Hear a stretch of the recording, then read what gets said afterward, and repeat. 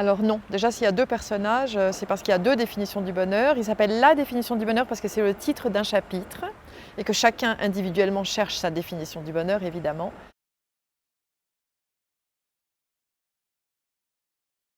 Ève ne l'a pas mieux trouvé que Clarisse, sauf si on pense que le bonheur est dans la construction, la stabilité, la durabilité. Alors oui, Ève est plus proche, mais si on pense que le bonheur est au contraire dans l'intensité du moment présent, dans la passion et dans la jouissance et dans la quête d'amour, alors Clarisse est plus proche peut-être du bonheur.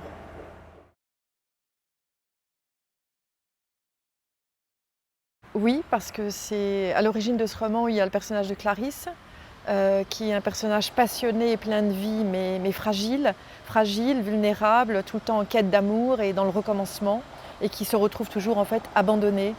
Et moi j'ai été très marquée par La femme rompue de Simone de Beauvoir, et je pense que j'ai très peur de la rupture et de la solitude. Et donc c'était vraiment ça au départ, et j'ai voulu créer le personnage d'Ève en contrepoint. Et ce qui m'intéressait, c'était le regard et l'admiration que Ève et Clarisse ont l'une pour l'autre. Parce que l'herbe, quelque part, est toujours plus verte ailleurs.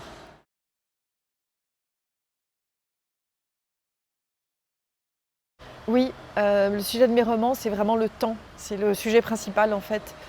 J'écris des romans sur des décennies, sur un demi-siècle, comme Un brillant avenir, La haine de la famille, sur le rapport mère-fille, sur 3 générations, L'autre qu'on adorait, et celui-ci sur 40 ans.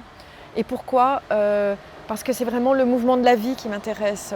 Ce qu'on devient, ce qui en nous change, parce qu'on change heureusement avec le temps, on se dépasse, on peut espérer se dépasser, devenir meilleur, mais aussi ce qui résiste au changement, le passé qui nous hante, l'enfance dont on ne se débarrasse pas. Et c'est ce dilemme qui est vraiment le sujet de mes romans. Enfant, j'ai adoré Jeanne Eyre. L'histoire de l'orpheline qui tombe amoureuse de cet homme laid et beaucoup plus âgé. Et je trouve cette histoire absolument fantastique et j'adore le personnage de Jeanne Eyre. Plus récemment, je disais tout à l'heure, j'ai été vraiment marquée par La femme rompue de Simone de Beauvoir. Et enfin, un livre plus récent, mais pas si récent que ça, qui est pour moi un livre de chevet, c'est Le Dieu des petits riens de Arundhati Roy, qui est une fantastique histoire d'amour en Inde racontée par un enfant avec tout l'arrière-plan du système des castes et des intouchables en Inde.